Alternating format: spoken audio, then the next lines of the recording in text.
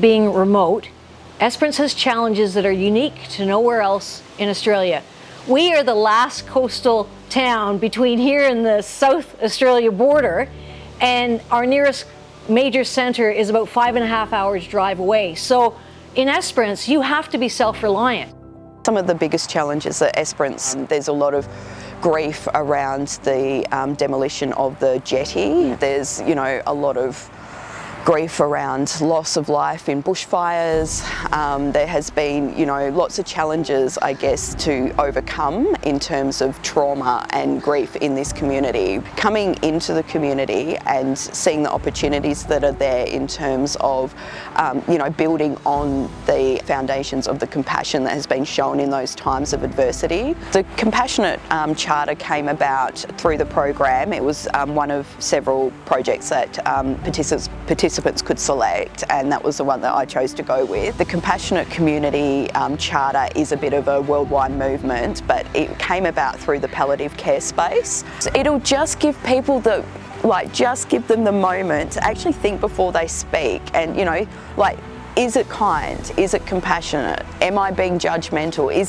Does this need to be said? Is this appropriate? Just take a step back and just think.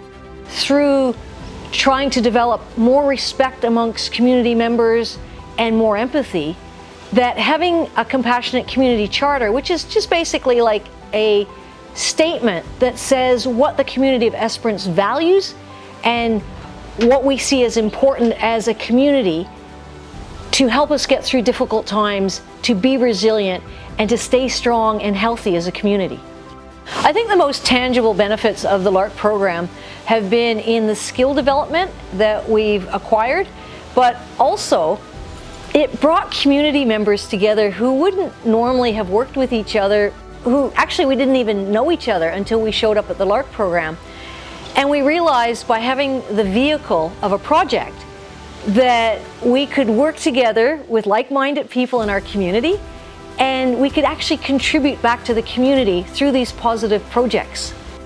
The Esperance community's been through a number of challenges in the last number of years. So we had devastating bushfires in 2015, which was really impacted the community. We've also had a number of suicides within our community. We've had challenges with infrastructure like our jetty, which divided the community as well. So Compassionate Community, I think, will assist in mending some of those bridges, and I think will help build a stronger community. The work that Compassionate leaders are doing is trying to find out from the community what is really at the core of making a compassionate community, and trying to understand that and getting some actions into place in our community that will assist with that. And I know one of the ones that they're doing at the moment is focusing on social media and giving people a little stamp to say, look, you're having a positive influence rather than a negative influence. Regional communities really look to our leaders for a lot of different supports, especially around when there's incidents within our community, and that puts a lot of pressure on those leaders as well. So resilience by those leaders to be for our communities, because they are relying upon us a lot. The LARC program has provided us community members with a vehicle to do something positive for the community. And they allowed us to work on a project of our own choosing. And of course, our team chose the Compassionate Community Charter Esperance project. And I think that it will have a lasting legacy. We're really hopeful it will have a lasting legacy in Esperance to be something that the community can be proud of, to be something that the community can align themselves with, and be a positive change agent. I believe the Compassionate Community Charter of Esperance will help guide our community to have strong leadership that's going to support all of our community into the future and be able to support emerging issues and needs as they arise. The type of leadership I would like to see is leadership that displays compassion, that is aware of their own biases and has the ability to listen to all sorts of voices in our community.